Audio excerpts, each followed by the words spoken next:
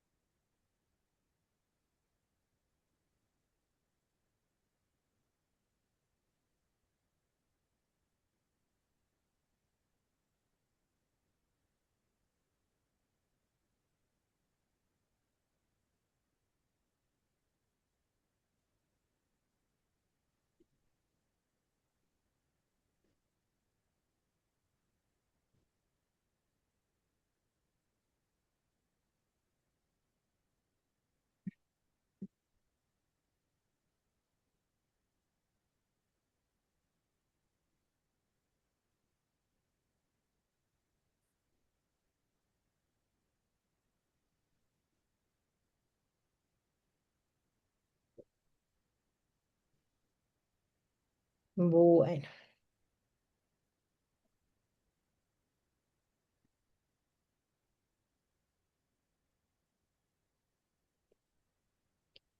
voy a pasar a compartir mi pantalla.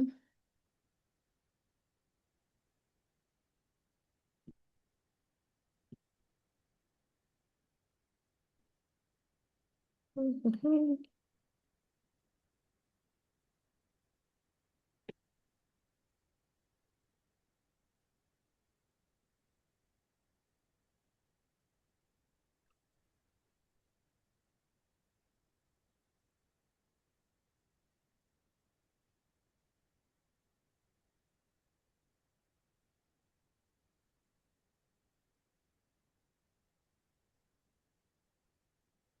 ¿Me puedes confirmar que puedas visualizar la pantalla completa?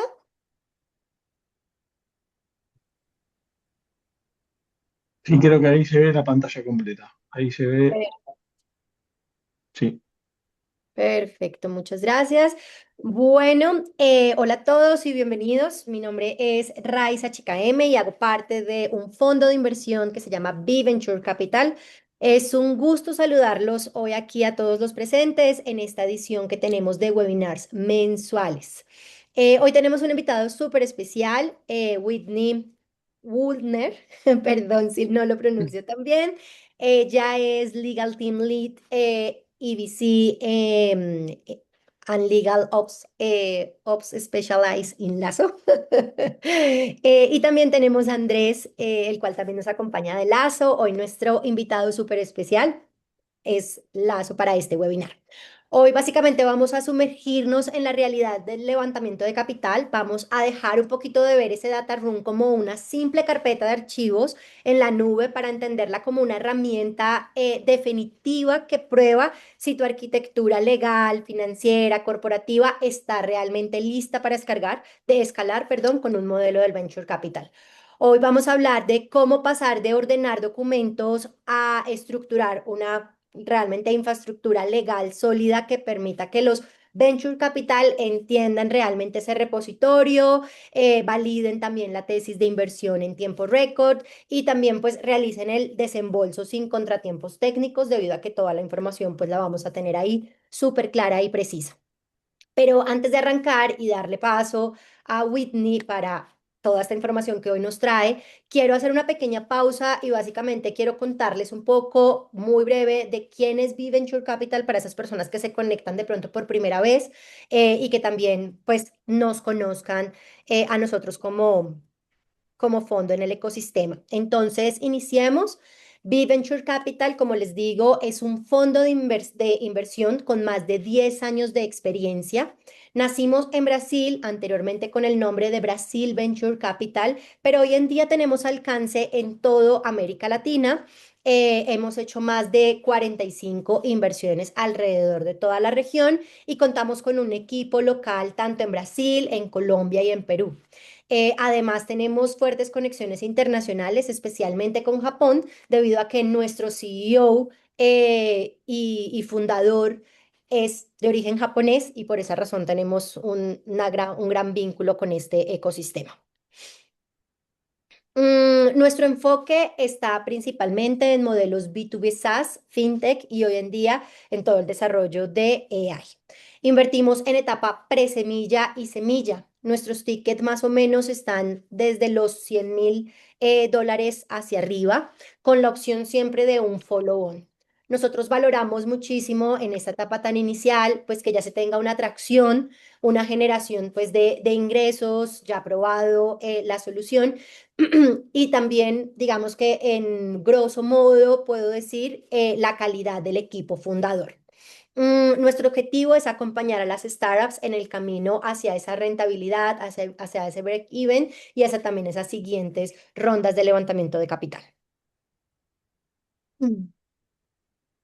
Nuestro equipo, como les menciono, tenemos un equipo con presencia en Brasil, en Colombia, en Perú y actualmente tenemos una vacante para México con el objetivo de seguir haciendo presencia fuerte en este ecosistema. Nosotros no solo invertimos, sino que también entregamos un apoyo a las startups de nuestro portafolio a través de mentorías estratégicas, también apoyarlos en toda esta parte de construcción para ventas, para la planeación financiera, para las siguientes rondas también de levantamiento de capital, para toda esta parte de gestión de recursos humanos y de igual forma acompañarlos a través de nuestra red de contactos para conectarlos con clientes posibles o potenciales inversores más adelante y pues con nuestra comunidad de por sí regional.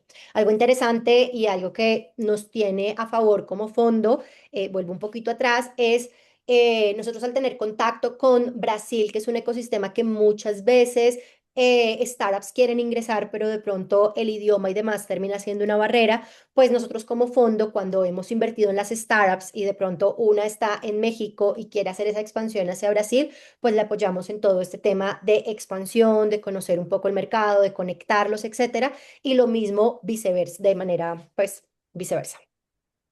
Hemos invertido, acá quiero mostrarles un poco como nuestro portafolio de inversión de manera agnóstica, o sea, tenemos preferencia, como les mencioné, en modelos B2B, SaaS, FinTech y AI, pero pues al final también somos un fondo agnóstico y eso también lo pueden ver reflejado un poco en nuestro portafolio. Hemos invertido en FinTech, en InsurTech, en e-commerce, en logística, en AgriFoodTech, en ProTech, bueno, entre algunos otros. Algunos ya han logrado exit y pues esto refleja perdón, esa visión de crear un portafolio de impacto realmente en la región. En B-Venture Capital, pues no solamente generamos valor a las startups en las que invertimos, también generamos valor al ecosistema y por esa razón tenemos diferentes iniciativas durante el año. Tenemos convocatorias abiertas que básicamente son open calls, donde garantizamos un proceso un poco más acelerado, más ágil en el proceso de inversión y asimismo garantizamos una mentoría y un contacto inicial con nosotros como fondo. Actualmente tenemos abierta nuestra convocatoria, ya voy a hablarles un poquito muy en breve también para que la conozcan y los interesados aquí puedan conectar. También tenemos un podcast, Elevas tu Startup, es un podcast donde visualizamos un poco esas lecciones de fundadores que han logrado levantar capital. También tenemos algunos libros tanto para emprendedores como inversionistas, invitadísimos también a que puedan descargarlos y conocer un poco más de ellos. Y pues estos espacios como webinars y también algunos eventos presenciales donde nuestro objetivo es a través de aliados traerles información de valor a todo el ecosistema y conexiones y oportunidades también de visibilizarse. Y por aquí sencillamente lo que quiero traerles es este Fast Track que tenemos actualmente abierto. Está enfocada para todo Latinoamérica, perdón, todas las startups que tengan solución en AI. Invitadísimos a que puedan escanear el código QR y puedan aplicar. Tenemos aplicación hasta el 5 de junio. Como les digo, este es un Fast Track de inversión y al final lo que buscamos es que startups que están con soluciones pues en AI y están en proceso de levantar capital en etapa pre-semilla, semilla, pues puedan conectar con nosotros y ser una posible alternativa para inversión con nosotros como fondo.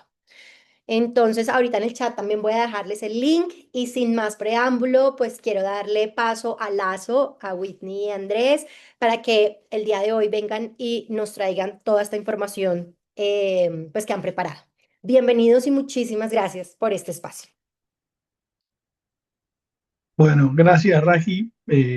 Muy interesante lo que están haciendo Venture Capital. De hecho, a nosotros nos llamó mucho la atención, por eso somos partners con ustedes y hacemos muchas iniciativas juntos. Un poco para contarles rápido qué hace Lazo y a qué nos dedicamos, así ya vamos directamente con el contenido de lo que tenemos. Nosotros ayudamos a las compañías a hacer soft landing en Estados Unidos y los ayudamos desde el formation, desde la contabilidad, los impuestos y damos también asesoría en data muy puntual cuando el founder está buscando recibir capital y se sienta con los primeros inversores. Hay ciertos requerimientos que los inversores miran mucho y eso tiene que ver mucho con el back office de la compañía. Esa parte tiene que ver con el due diligence y eso, el due diligence se hace básicamente en el data room, que es un lugar donde tenés todos los documentos de la compañía y nosotros decidimos focalizarnos en esto porque de las más de 4.000 compañías que fueron clientes nuestras desde que iniciamos Lazo, nos encontramos que había muchas compañías que o terminaban perdiendo deals por no tener bien estructurado el data room o el proceso de inversión de lo que ellos necesitaban cerrar rápido terminaba alargándose mucho y eso traía problemas de runway y un montón de otros tipos de problemas aparejados. Así que nos parece súper interesante que podamos abordar esto las dejo con Whitney, que es la especialista, y los invito también a que hagamos esto dinámico, que cualquier duda o consulta que tengan, levanten la mano directamente y pregunten, porque es un tema bastante didáctico, es bastante importante en el momento de levantar capital y creo que el momento de despejar las dudas es ahora. Obviamente nosotros también como beneficio de este webinar después les voy a estar pasando un link para que agenden reunión con nosotros en caso de que les quede alguna duda o quieran tener alguna asesoría puntual. Pero bueno, nada, los invito a participar y a consultar acá, que creo que es un momento muy interesante para el tema. Y los dejo con Whitney, no robo más minutos, así ya avanzamos con el tema.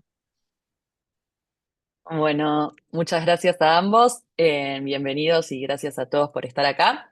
Antes de arrancar con la presentación, ahí como decía Andy, les voy a mencionar algo que sucede mucho y sucede a varios founders que vienen trabajando hace varios años y ya empiezan a tener sus primeros clientes y el producto comienza a funcionar. Y bueno, en ese momento es cuando deciden levantar capital, empiezan a tener varias reuniones con VCs y cuando estos muestran un interés serio, obviamente lo primero que le piden es el data room. Y ahí es cuando surgen la gran mayoría de los problemas o las cuestiones que terminan frenando esa ronda. ¿Por qué? Porque se les comparte un Google Drive donde es difícil encontrar los documentos, la versión final de los documentos o los documentos que fueron firmados. Hay varias versiones de distintos documentos y no hay ninguno firmado. El cap table es un Excel que no está actualizado, no hay vesting agreement entre el grupo fundador, no hay cesión de la propiedad intelectual. Entonces, ante estas situaciones, obviamente, cualquier VC levanta los issues legales y pide que se resuelvan. Pero eso tiene un costo que es de varias semanas de trabajo para poder acomodarlo. Entonces, lo que puede pasar es que en ese lapso de tiempo el VC decida avanzar con otra startup y la ronda se caiga. Entonces, el objetivo de este webinar es evitar llegar a esa situación y que ustedes sepan qué documentos tienen que priorizar según la etapa en la que estén. Otro escenario que suele suceder bastante también es que al no pactar vesting entre los founders, y ahora vamos a ver bien ese concepto, uno de los co-founders se va y se lleva todo el equity que se le asignó al momento de incorporar la compañía. Ese porcentaje que se le había asignado queda muerto en el cap table, bloqueando decisiones y también complicando una futura ronda de capital. Entonces, estas cuestiones son las que vamos a ver hoy para tratar de evitarlas, y justamente lo que quiero que se lleven al final de esta sesión es saber exactamente qué documento es el que le falta y cómo priorizarlo y cómo ordenar también esa documentación en el su data room. Qué documentos no pueden faltar y qué es lo primero que mira un inversor cuando llega a ese link. Acá en pantalla vamos a ver los pasos típicos del proceso de fundraising. La mayoría piensa que el fundraising empieza cuando conseguís la primera reunión con un VC, pero eso es un error, empieza mucho antes y es cuando empezás a organizar tu documentación. El paso 2 es el data room, que es lo que determina el paso 5, que es el due diligence, cuando damos acceso a ese data room a un inversor y empieza a revisar la documentación que tenemos. Y justamente eso es lo que determina el paso 2, si lo hicimos bien, determina si el paso 5 es una formalidad de 1 o 2 semanas o si se convierte en una pesadilla, ¿no?, de varios meses. Entonces, un data room completo es lo que te acelera el cierre de semanas a días. Por eso es importante tenerlo bien armado, porque un data room incompleto puede matar ese due diligence. Vamos un poco a lo que es un data room. En, en esencia es un repositorio digital donde va a estar toda la documentación legal, financiera, corporativa, operativa de su startup, y es el lugar donde el VC llega cuando ya está interesado y quiere verificar que todo lo que le fuimos mencionando en el pitch es real. Pero también, para pensarlo desde otro ángulo, el data room es la primera impresión que va a tener el inversor. Entonces, un data room bien armado viene a mostrar profesionalismo y a dar credibilidad. Entonces, no es que el VC lo primero que va a ir a ver va a ser el producto o las métricas, va a ver cómo se organiza tu startup, qué documentos tenés, qué documentos no tenés, si las carpetas están bien organizadas con los nombres y demás, si los PDFs están fechados y firmados. Entonces, esa impresión, que a veces uno no le presta atención porque obviamente está enfocado en otras cuestiones, es muy importante y vale tanto como el pitch deck. Y tenerlo bien organizado desde el primero, obviamente, ahorra tiempo y dinero. Acá tenemos en pantalla 3 de las razones por las cuales importan. Entonces, el data room importa porque al momento del due diligence va a haber una revisión exhaustiva y cualquier documento que falte va a ser una alerta para el inversor. Como les decía, ahorra tiempo, acelera la etapa de due diligence a días y evita, ¿no?, que pueda matar cualquier deal, y da credibilidad, ¿no? Comunica que sabemos lo que estamos haciendo, lo que estamos firmando, y genera esa confianza al inversor.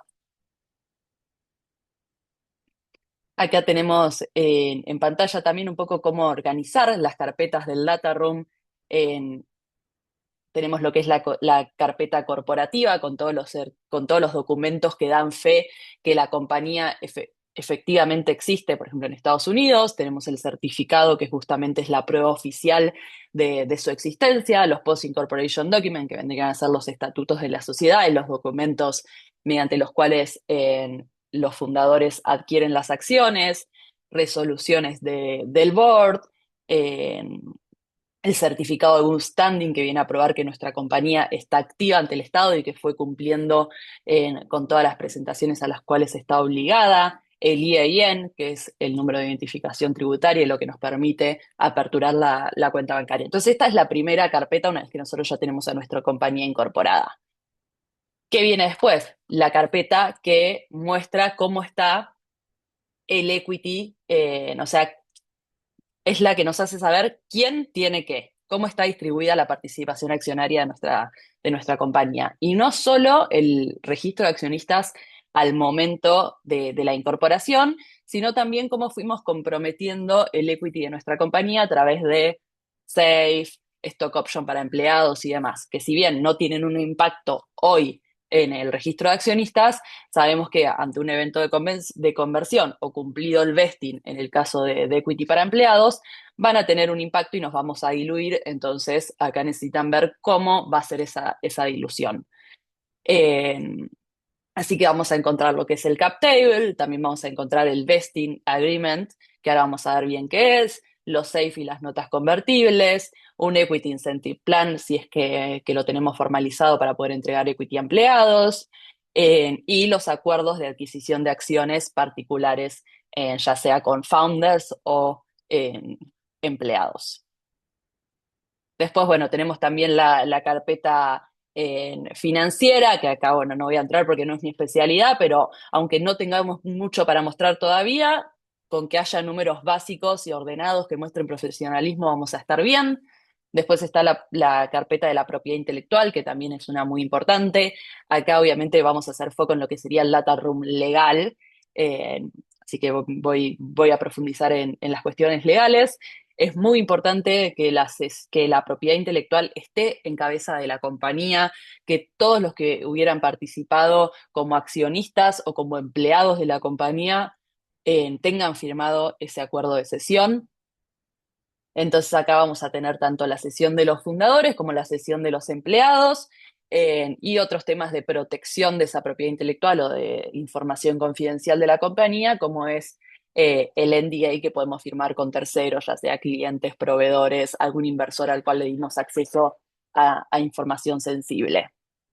Y ya después tenemos la carpeta más de temas de recursos humanos, como son los acuerdos de prestación de servicios con contratistas, asesores, acuerdos con proveedores y demás.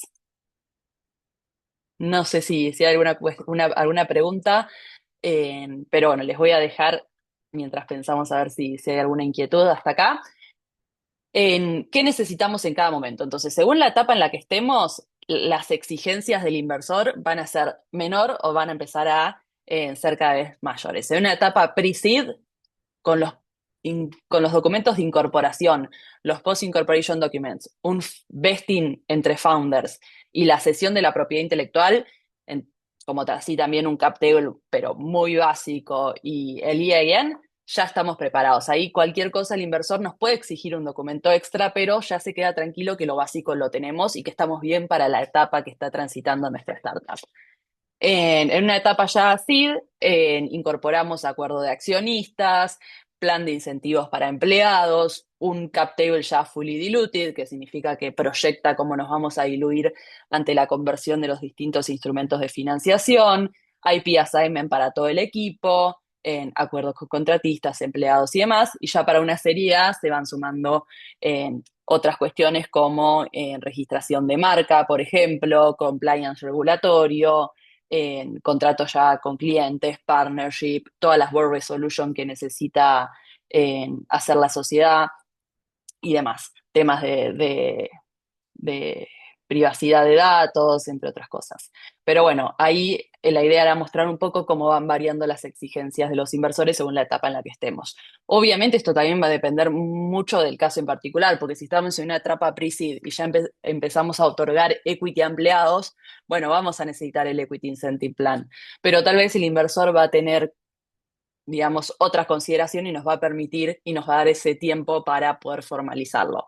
Pero lo importante es que en realidad no solo verlo, estamos un paso más adelantados siempre si tenemos esos documentos y estamos bien asesorados y si estructuramos nuestra compañía bien desde un principio y no tenemos que trabar el proceso de due diligence porque nos faltan cosas.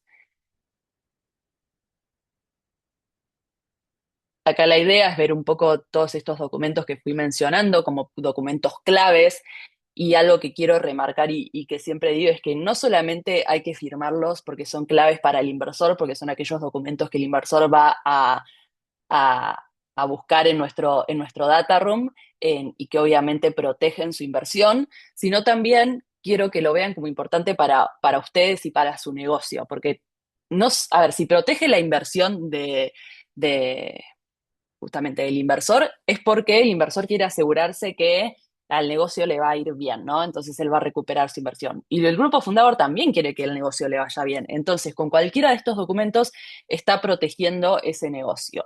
Vayamos al caso del Vesting Agreement.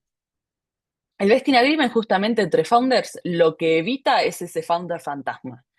Lo que el inversor quiere ver es que las personas que figuran en el cap table al momento de hacer la inversión tengan un rol activo en la compañía, que trabajen en la compañía, que tengan compromisos y responsabilidades y que se hubieran ganado el equity o se estén ganando el equity que se les asignó. Entonces, al momento de incorporarnos y distribuir la participación accionaria entre los founders, cada uno tiene que asumir distintas responsabilidades y tener un rol en la compañía. Si alguna de esas personas incumple con esas responsabilidades o compromisos o deja de asumir ese rol en la compañía, el Vesting Agreement lo que viene a establecer es que las acciones que él tenía, que justamente las iba a adquirir por el rol que estaba asumiendo, las devuelva a la compañía si es que va a dejar de asumir ese rol. Entonces, supongamos que hay un conflicto entre los founders, que sería el peor escenario, pero también puede pasar que algún founder tenga otro proyecto, le haya surgido alguna otra oportunidad que lo va a requerir full time. En ese caso, el founder que decide salirse de la sociedad devuelve sus acciones a la compañía. Y ahí evitamos lo que es ese founder fantasma que tiene equity de la compañía, pero no tiene ningún rol en la misma. Entonces, al devolver el equity, se recupera ese equity y tanto la compañía como el grupo fundador pueden decidir tomar a otra persona, es decir, que ingrese un co-founder que venga a ocupar ese rol que quedó vacío en la compañía y otorgarle el equity que le habían otorgado a quien dejó de cumplirlo. Entonces es una manera de alinear incentivos. Ok, tenemos este porcentaje y nos lo tenemos que ir ganando en el tiempo. ¿Cómo los ganamos? Cumpliendo con los compromisos que asumimos y trabajando en el proyecto. Quien no trabaja y no está ejerciendo ningún rol, devuelve el equity y lo dejamos libre para poder asignarlo a quien sí vaya a asumir. Bueno, acá hay una línea de tiempo para ver cómo funciona este vesting. El plazo estándar es de 4 años con un año de cliff, es decir, que durante el primer año no se liberan acciones. Cuando hablamos de liberar acciones y de acciones vestiadas, lo que significa es que al momento de firmar el vesting, los founders son dueños de esas acciones, es decir, tienen derechos políticos y económicos sobre esas acciones. No es que no son titulares. Son titulares, pero durante ese plazo del vesting de 4 años, la compañía tiene un derecho de recompra sobre las acciones que tiene asignada cada founder. A medida que va transcurriendo el plazo del vesting, la compañía va perdiendo ese derecho de recompra sobre cierta cantidad de acciones. El primer año, como vemos acá en pantalla, si alguno de los founders se va transcurrido los 10 meses desde que firmó el vesting agreement, no se lleva ninguna acción. Es decir, que la compañía tiene el derecho de recompra sobre el 100% de las acciones que se le hubieran asignado a esa persona. El founder se va, no se lleva nada, la compañía, supongamos que son 2 founders y tienen 50 y 50, recompra ese 50 y lo puede asignar a alguien más. Ya transcurrido el primer año, se libera un 25% del porcentaje que se le hubiera asignado a cada founder. Entonces, si uno de los founders se va cumplido el primer año, se lleva el 25% de lo que se le hubiese asignado y la compañía recompra el otro 75%. Transcurrido el primer año de cliff, sí empieza a vestearse mes a mes. O sea, el primer año no se vestea nada hasta cumplido el primer aniversario. Cumplido el primer aniversario, el 25%, y ya después en cuotas mensuales iguales y consecutivas. De esta manera, llegado en los 48 meses, cada founder tiene el 100% de las acciones consolidadas y ya la compañía no tiene ningún derecho de recompra. Obviamente, después, una vez que las acciones ya están vestiadas, según el acuerdo de accionistas que se hubiera firmado, las acciones están sujetas a otras restricciones para cuidar el negocio y demás, pero ya son propias de cada founder y él va a decidir a quién vendérselas, si las vende o no las vende y obviamente venderlas a valor de mercado. Mientras están sujetas a vesting, la compañía las recompra a valor nominal, es decir que no tiene ninguna ganancia el founder que se va sobre las acciones que no hubiera vesteado. Vuelven de manera automática a la compañía. Y bueno, lo que viene a establecer el vesting justamente son aquellas reglas para escenarios tanto como renuncia, despido, alguna enfermedad que puede suceder también, muerte, como están en una etapa muy temprana, dicen, bueno, si alguno se enferma o se muere, vuelven las acciones a la compañía. No sé si hasta acá con este tema hay alguna consulta, los invito a levantar la mano, abrir micrófono. Bienvenida a cualquier inquietud que puedan tener. Ahí, Wit, en los comentarios hay una pregunta de Priscila que te pregunta si durante el vesting se tiene derecho a voto o derecho a dividendos. Correcto, sí, se tiene tanto los derechos políticos como económicos. Con políticos tenemos el derecho a voto y con económicos el derecho a dividendos. No suele ser una etapa en la que los founders, en los cuales la compañía distribuya dividendos. Todas las ganancias se invierten en el negocio para que siga creciendo. De hecho, estaría mal visto de cara a un inversor que se estén distribuyendo dividendos en los primeros 4 años de la compañía. Por eso muchas veces los founders deciden cobrar un sueldo o algo para poder eh, retirar alguna ganancia para quienes sobre todo viven de ese proyecto. No sé si hay alguna pregunta más. Y nos seguimos. Bueno, otro de los documentos que mencioné como muy importantes es la cesión de la propiedad intelectual. La propiedad intelectual pertenece a quien la crea, así que sin una cesión firmada, por ejemplo, el código puede pertenecer al CTO. Entonces, en este caso, como ejemplo, eh, si el CTO tecleó el producto antes de constituir la sociedad, ese código es legalmente de ese CTO y no de la compañía. Entonces, es importante que firme este documento mediante el cual cede retroactivamente toda la propiedad intelectual creada antes de incorporar a la empresa y la que se vaya a crear mientras trabaja en la empresa. De esta manera, si ese CTO mañana se va, no solamente tenemos el vesting que nos asegura sus acciones, sino también tenemos un acuerdo que nos asegura que la propiedad intelectual es de la compañía y que esta persona que se retira no va a exigir que dejemos de usar el código ni lo va a licenciar, por ejemplo, a un competidor. Además, este documento muchas veces no está como un documento independiente, sino dentro de una de las cláusulas de los acuerdos de prestación de servicio. Es importante que esté incluida para aquellos developers, contratistas o asesores que van a participar en la creación de esa propiedad intelectual y también tienen que cederla. Entonces, todos los contratistas, mientras trabajen en la compañía, lo que creen va a ser de propiedad de la compañía. Es una cesión anticipada y justamente también lo que viene a hacer es a proteger esa propiedad intelectual. Para un inversor no tiene que haber dudas de que la propiedad intelectual está en cabeza de la compañía. De esa manera se asegura que la inversión se está haciendo en una compañía que justamente es titular del activo más importante del negocio. Y como decía, se firma una única vez también. Al ingresar, todos estos documentos es importante que se firmen al momento de, por ejemplo, en el caso del vesting agreement, de constituir la sociedad. Porque, ¿qué pasa? Si después alguno no está de acuerdo con alguna de las cláusulas o pone alguna barrera, ya tiene las acciones, ya perdiste, ya no hay manera de obligarlo a firmarlo. Entonces, al momento de incorporarse, ya sea en un co-founder o los mismos founders o un empleado, es el momento perfecto para firmar estos acuerdos.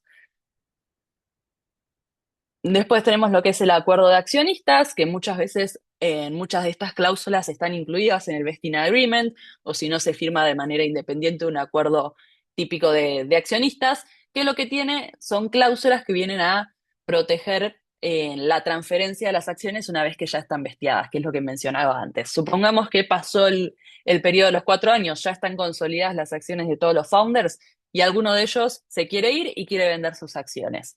Bueno, en ese caso, no las puede vender a un tercero sin antes ofrecérselas a quienes continúan en la empresa, es decir, al grupo fundador.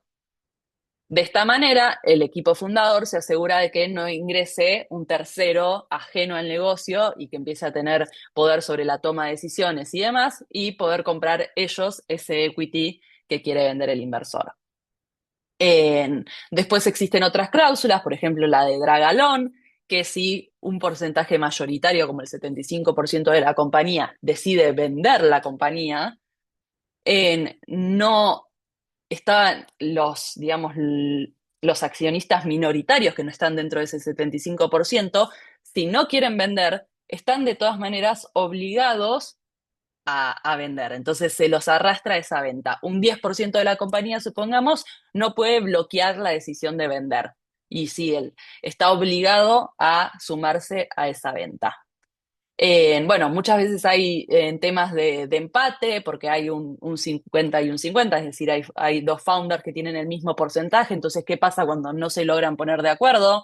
Acá aparecen las cláusulas de deadlock para, digamos, establecer cuál va a ser el mecanismo de resolución de ese conflicto, si aparece un tercero como árbitro para ayudarlos a resolver, si alguno de los dos founders tiene derecho de veto. Bueno, se establecen las cláusulas para esos casos particulares. Mismo tenemos cláusulas de no competencia, de no solicitation, que sería no contratar gente que esté trabajando en la compañía si nosotros nos vamos de la compañía, un periodo en el cual no podemos competir contra la compañía, aquellas cuestiones que necesitan para aprobarse una mayoría extraordinaria, como es el 75% de los votos, es decir, que la gran mayoría del equipo fundador esté de acuerdo en tomar esa decisión. Por ejemplo, en asumir deuda, en vender la empresa, en emitir una clase de acciones preferencial, entre otras cuestiones que justamente van a necesitar de una mayoría calificada. Esto es lo mismo que veníamos hablando hasta recién. Reglas claras, menos conflictos. Siempre, a ver, una veces no está pensando en el conflicto y muchas veces estas charlas son incómodas porque los founders se conocen de hace tiempo, son allegados, tienen una relación de años, pero de todas maneras las cosas suceden y nos vemos muchas veces ante situaciones de conflicto entre founders o no un conflicto en sí, ¿no? Pero que les surge alguna otra cuestión y no pueden resolverlo. Bueno, justamente estos documentos lo que vienen a decir es, ya están las soluciones para cualquier tipo de conflicto, dentro obviamente no de los conflictos estándar y los que solemos ver. Bueno, no tienen que discutir. Pasa esta situación, vamos a este documento y están las reglas claras de cómo se soluciona y quién se queda con qué. Y obviamente también el inversor quiere ver esto porque quiere asegurarse que ante cualquier escenario hay una manera de resolver ese conflicto y que justamente se va a resolver de manera tal que se priorice el negocio y no haya bloqueos de propiedad intelectual ni equity fantasma y demás. Otro de los documentos muy importantes es el cap table. ¿Por qué? Porque no es solamente un Excel o bueno, si estamos usando alguna plataforma que viene a mostrar quién tiene qué al día de hoy, sino que como les mencionaba, también muestra cómo se diluye la empresa en cada evento corporativo. Porque, ¿qué pasa, no? Nosotros supongamos que ya estamos levantando capital y fuimos firmando SAFE en distintas rondas. Perfecto, sabemos que un SAFE no le otorga equity directamente al inversor, sino que le promete equity futuro. El inversor nos deposita el dinero en nuestra cuenta y nosotros a cambio le damos ese SAFE que firmaron ambas partes para que ante un evento de conversión, que puede darse o no, los eventos de conversión están detallados en el SAFE, él reciba acciones. Pero hasta el momento no tiene ni derechos políticos ni derechos económicos sobre nuestra empresa. Entonces, ¿qué pasa? Muchas veces la compañía necesita dinero, entonces se empiezan a firmar SAFE, SAFE, SAFE, son todas promesas de acciones y resulta que cuando vamos a actualizar nuestro cap table nos damos cuenta que como equipo fundador perdimos el control de nuestra compañía. No lo perdimos ahora, pero lo vamos a perder cuando esos safes se conviertan. Entonces, justamente el cap table viene a evitar esa sorpresa y que a medida que vayamos firmando safe, sepamos cuánto equity estamos comprometiendo de nuestra compañía y cómo nos va a impactar ese equity comprometido cuando efectivamente suceda algún evento de conversión. Entonces, de esta manera nos aseguramos de ir proyectando esos eventos de conversión de manera tal de ver, ok, ¿nos conviene una próxima ronda de esta evaluación? ¿Cuánto equity vamos a prometer? ¿Cuánto llevamos ya en comprometido? Y poder analizar estratégicamente cuánto nos vamos a diluir. Es muy importante no llegar a una Serie A como equipo fundador con menos del 50%, sino mantener la mayoría dentro de la compañía. En un cap table, entonces, vamos a ver en quiénes son los accionistas actualmente, si hay un pool de acciones que son esas acciones reservadas para dárselas a empleados claves de la compañía, en todos los SAFE, notas convertibles, todos los instrumentos de financiación que justamente prometen acciones futuras y las acciones que ya se hubieran otorgado a empleados y que estén en proceso de vesting, bueno, ver cómo están vestiendo esas acciones y si ya adquirieron o cuánto falta para que los empleados adquieran esas acciones. Entonces es como la herramienta de gobierno diario, ¿no? Es muy importante revisarlo mensualmente, revisarlo antes de levantar una ronda de capital y justamente lo que viene a mostrar es eso, cómo nos vamos a diluir en cada evento corporativo. Actualizarlo al momento del due diligence y venimos firmando varios safe y todo, puede demorarnos en mucho tiempo y como decía además, tal vez nos puede dar una sorpresa de que perdimos el control de la compañía, que es justamente lo que tenemos que evitar. Y bueno, acá mencionar un poco lo que es un safe, algo muy importante para que se lleven y para poder tener un cap table limpio, es firmar siempre el mismo tipo de safe digamos, siempre que podamos, ¿no? No mezclar en una misma ronda un 6 pre-money, un 6 post-money, una nota convertible, porque es muy difícil, si vamos por ese camino, tener un cap table que proyecte cómo nos vamos a diluir. Porque en una misma ronda hay documentos que convierten de distinta manera, entonces se hace imposible poder visualizar cómo nos vamos a diluir.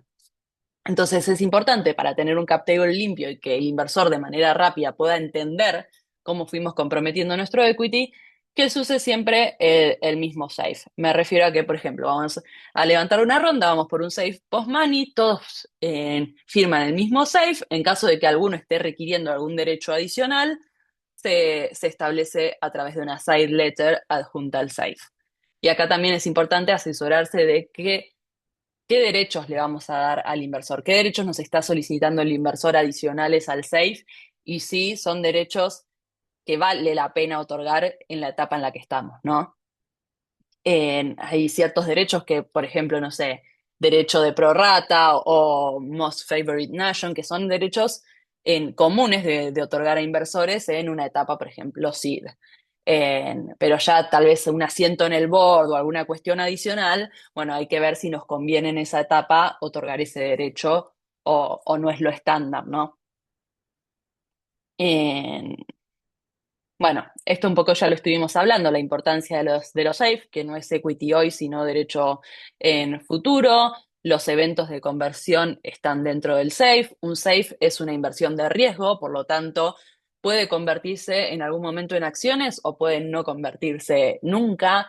Esto es muy importante más que nada para cuando levantamos capital a través de SAFE de Friends and Family y demás, que tal vez después ese amigo o ese familiar nos pide, che, necesito la plata porque no sé, estoy construyendo mi casa, por favor, y no funciona el SAFE.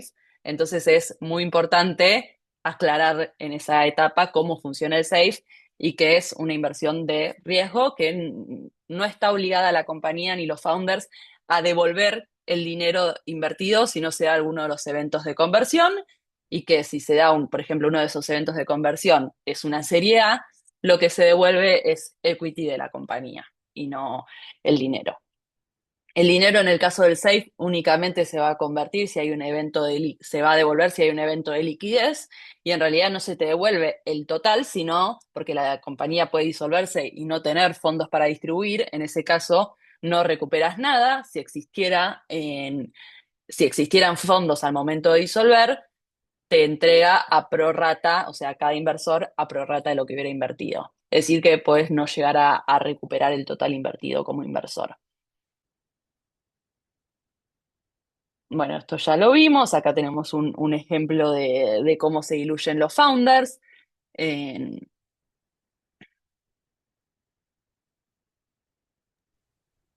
Alguien acá pregunta, no sé si mientras tanto la podemos ir respondiendo, pregunta Jonathan, Obvio. ¿la propiedad intelectual viene a ser también el logo de la marca?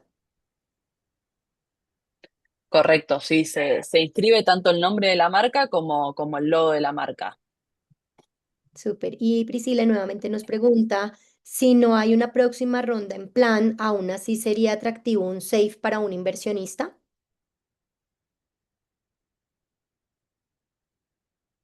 Ay, perdón, justo me estaba sonando el timbre, le abrí que es mi papá. Sí, ¿podrías repetir la pregunta? Si no hay una próxima ronda en plan, ¿aún así sería atractivo un safe para un inversionista? Sí, a ustedes siempre les conviene que firmen un SAFE porque justamente recibís el dinero rápido, porque ¿qué pasa? ¿Qué vino a hacer el SAFE? Vino a hacer más corto el periodo de negociación. Supongamos que no vamos a través de un SAFE y el inversor entra directamente en nuestra compañía, como sucede en una serie A. Eso requiere de una negociación de meses porque ya el inversor va a firmar lo que es el acuerdo de compra-venta, ¿no? De tus acciones. Con eso un acuerdo de accionistas y ya necesitas negociar todos los términos y condiciones de la entrada de ese inversor. Con el SAFE justamente vino a evitar eso, porque vos al momento de firmar un SAFE, lo único que tenés que negociar es a qué evaluación te va a invertir y cuánto te va a invertir. Y en todo caso, si le das un descuento sobre la próxima ronda o no. Con definir esas cuestiones ya tenés la plata, si obviamente si el inversor acepta, en tu cuenta. Y a cambio, no le diste equity de tu compañía ni tuviste que negociar un acuerdo de compra-venta con abogados en cada jurisdicción y demás durante meses. Entonces es una manera fácil de recibir esa inversión. Es tan fácil que por eso yo digo, cuidado, tengan un cap table, porque para evitar sorpresas, pero sí, en realidad siempre a ustedes como founders les conviene que el inversor entre como un safe y, y digamos, al, dilatar la entrada de todos los inversores para que ya tengan derechos políticos y económicos sobre nuestra compañía a un evento de conversión como puede ser una price round o la venta directamente de la compañía.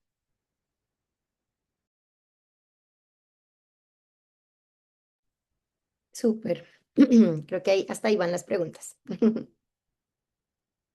Bárbaro. Bueno, seguimos con otro tema muy importante que es cómo efectivizar la entrega de equity a empleados, ¿no? Porque también sucede mucho que nos dicen, no, yo ya le prometí equity a tal empleado, pero no está formalizado en la compañía, entonces esa promesa digamos, no tiene fundamento alguno.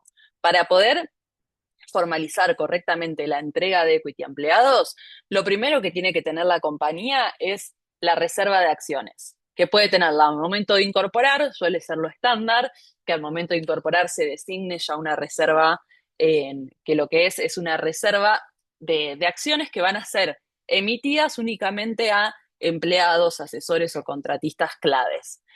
Entonces, los founders al hacer esa reserva ya saben que hay un 10 o un 15%, que es el porcentaje estándar que se suele reservar, para entregar a empleados y ya saben cómo les impacta, o sea, en su ilusión, ¿no?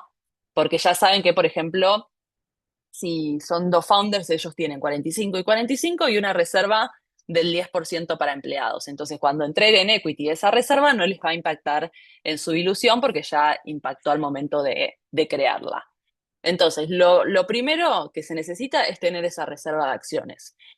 Una vez que está esa reserva de acciones, hay que aprobar el Equity Incentive Plan, que es el acuerdo marco que establece cómo va a ser esa entrega de equity a empleados. ¿Quién lo aprueba? ¿Cuánto se le puede entregar a un empleado? ¿Bajo qué mecanismo? Entonces, el segundo paso es la aprobación, tanto por los miembros, accionistas o directores y managers, de ese plan. Una vez que ese plan ya está confeccionado, ahí sí podemos empezar a otorgar equity a empleados, contratistas o asesores. Es importante analizar la residencia de cada una de las personas a las cuales le vamos a otorgar equity para ver por cuál de todos los mecanismos vamos. No es lo mismo entregar equity a un contratista que reside en Estados Unidos que a uno que reside en la TAM. cambian los mecanismos, así que ahí es importante estar bien asesorado y mismo asegurarse que el empleado esté bien asesorado por el impacto impositivo que puede tener esa entrega en su país. Pero bueno, esto es lo importante, ¿no? Que sepan bien cada uno de los pasos previos a otorgar equity directamente a una persona. Una vez que el paso 1 y el paso 2 están cumplidos, ya la compañía puede firmar individualmente con cada uno de los empleados que consideremos claves la entrega de equity. Tengan en cuenta que el plan dice Equity Incentive Plan, es decir, que es un incentivo para los empleados, no es considerado el sueldo de los empleados. Entonces acá también es importante definir si va a ser realmente un incentivo, es decir, que ese empleado tiene un sueldo y además se le da este incentivo para retener el talento en la compañía, o si directamente le vamos a dar equity a cambio de trabajo, es decir, como contraprestación. Si ese es el caso, probablemente el documento que tengan que firmar no esté regulado por el Equity Incentive Plan y sea otro documento como puede ser un warrant o mismo tal vez un SAFE que en vez de ser pagado en dinero sea pagado con servicio. Hay que justamente definir bajo qué mecanismo se va a otorgar ese equity. Porque si está haciendo como salario, probablemente no entre dentro de lo que es el pool de acciones para empleados. Y bueno, con la entrega de, esto ya lo habíamos mencionado, pero para repetirlo, con la entrega de equity a empleados hay que ir actualizando el cap table. Esto también es muy importante. A diferencia de cómo vestean los fundadores, cuando se le entrega equity a un empleado no tiene derechos políticos y económicos. Es decir, que al momento de firmar el acuerdo no tiene ninguna acción. Lo que tiene el empleado es un derecho a comprar acciones. A medida que va transcurriendo el vesting, él puede hacer uso de ese derecho y adquirir las acciones que hubiera vesteado de la compañía. Pero hasta tanto y en cuanto no vestea las acciones y no se le habilita y no se vuelve efectivo y aplicable ese derecho, no es titular de ninguna acción. De hecho, no es automático. Él tiene que notificar a la compañía que quiere ejercer ese derecho. Y ahí la compañía le emite las acciones. Lo que suele suceder en la práctica es que el empleado, hasta tanto y en cuanto no cumple el plazo total del vesting de los 4 años, no ejerce ese derecho y después lo ejerce por el total vesteado, o que lo ejerce al momento de irse, si se va antes de transcurrido el vesting, por las acciones que se les hubiera liberado. Tengan en cuenta que determinado el plazo del vesting, es decir, transcurrido los 4 años, hay un plazo que tiene el empleado para ejercer su derecho, que puede ser hasta 10 años. Es decir, que desde que transcurrió el vesting de sus acciones, tiene 10 años más para ejercer ese derecho. Entonces ahí también es muy importante leer bien lo que estamos firmando y cuándo es el vencimiento efectivo, porque tal vez alguien se fue de la compañía, tenía las acciones vestidas, pero nunca ejerció ese derecho y usamos esas acciones porque creemos que ya está, no lo va a ejercer y todavía está activo su derecho y puede ir a reclamar esa cantidad de acciones. Bueno, acá vemos en un resumencito de lo que detectan los inversores en un data room, que fue lo que estuvimos hablando, son las red flags que ve el inversor, que es que no hay vesting agreement firmado, no hay cesión de la propiedad intelectual, el cap table está confuso o desactualizado, se emitieron SAFE pero que no hay documentación, es decir, inversores que aparecen en el cap table pero nunca firmaron ningún instrumento, en data room vacío desorganizado, no hay acuerdo de accionistas, contratos de empleados sin cesión de propiedad intelectual y faltan las board resolutions, que por ejemplo hay muchas cuestiones que previo a formalizarse tienen que ser aprobadas por los directores y por los miembros o accionistas. Y muchas veces falta esta formalidad que es clave para poder avanzar con la ejecución de los documentos. Y acá, bueno, tenemos la comparativa un poco de lo que sería un data room mal armado versus un data room bien armado. Y justamente lo que veníamos hablando de que un data room mal armado hace que la ronda se demore semanas o mismo se congele y se caiga. Bueno, con Lazo estamos trabajando en un data room con inteligencia artificial. Recién estamos en el MVP de la versión, pero estamos trabajando en ello. La idea acá es que ustedes suban todos los documentos de la compañía y la propia inteligencia artificial se encargue de organizar esos documentos en la carpeta que corresponda. Entonces ustedes se quedan tranquilos y ponen en foco digamos, en el producto y demás, y esto se encarga de que ustedes tengan un data room actualizado. Así que básicamente la inteligencia artificial lo viene a organizar por ustedes. Y acá yo les dejo, seguramente Andy les va a estar compartiendo esta presentación, un checklist de los documentos más importantes para que ustedes puedan ir tildando qué tienen y qué les falta. Tengan en cuenta que no es que tienen que tener todo si no lo necesitan. Va a depender de su situación, de la etapa en la que estén. Eh, Obviamente, no sé, si están levantando una ronda de Friends and Family, no van a necesitar un Equity Incentive Plan y no tienen que salir desesperados a tener todos esos documentos. Si todavía no tienen empleados claves a quien tengan planificado entregarle equity, tampoco es necesario tener un Equity Incentive Plan. Va a depender bien de cada caso particular. Eh, y bueno, lo que venimos hablando, ¿no? El tiempo lo es todo al momento de levantar capital, así que todo el tiempo que podamos ahorrar para que el inversor deposite el dinero en nuestra cuenta, nada, es invaluable. Y bueno, ya con esto damos por terminado el contenido del webinar y sí dejo un espacio para que ustedes nos hagan preguntas. Andy le va a estar compartiendo el link por si quieren agendar una reunión con nosotros. Desde Lazo llevamos temas legales y también impositivos y contables, así que es como que, bueno, buscamos que tengan todas las soluciones en el mismo lugar. Whitney, muchísimas gracias. Efectivamente, por aquí, por el chat, les voy a dejar el link. Ah, bueno, ya Andrés también lo acaba de dejar para invitarlos a revisar estas Gracias.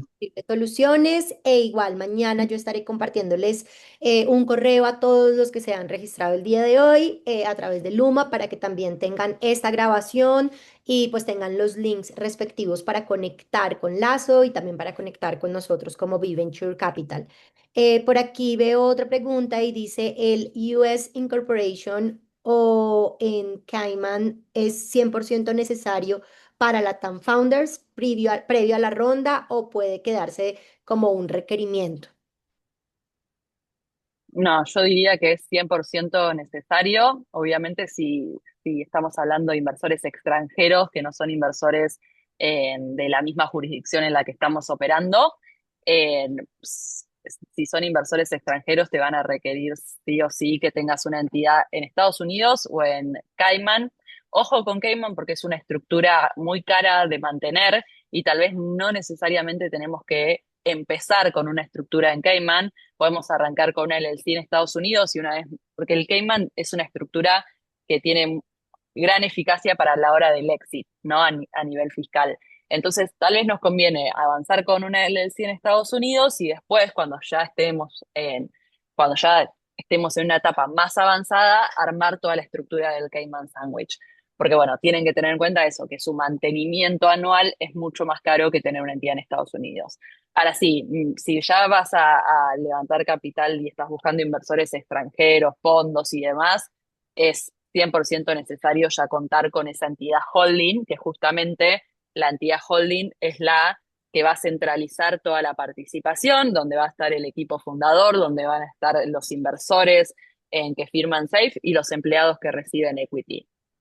Lo que tal vez puede ser a requerimiento que suelen permitir, dependiendo de la etapa en la que estén, es si vos tenés, por ejemplo, una entidad operativa en Argentina, es el proceso de conexión para vincular la entidad holding en Estados Unidos con esa entidad operativa.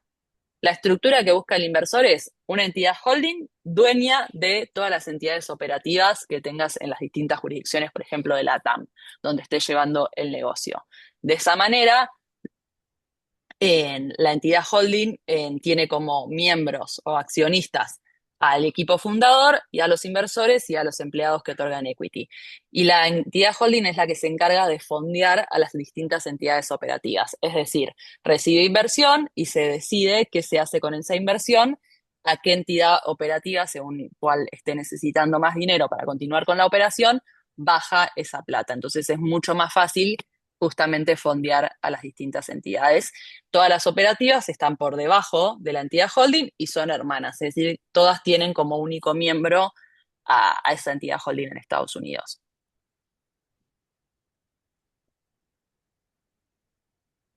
Súper. Bueno, Whitney y Andrés, muchísimas, muchísimas gracias por este espacio tan valioso. Esperamos todos los asistentes pues puedan aprovechar el conectar con ustedes, el poder tomar también este espacio como de mentoría. Entonces el día de mañana les estaré compartiendo. Igual por el chat también hemos dejado los links respectivos. A todos los asistentes, muchísimas, muchísimas gracias y que tengan una feliz resto de tarde. Nos vemos el siguiente mes en nuestro siguiente webinar. Chao, chao. Muchísimas Bárbara, gracias a muchas todos. gracias. Hasta Y luego. mil gracias, Andrés. Chau, chau.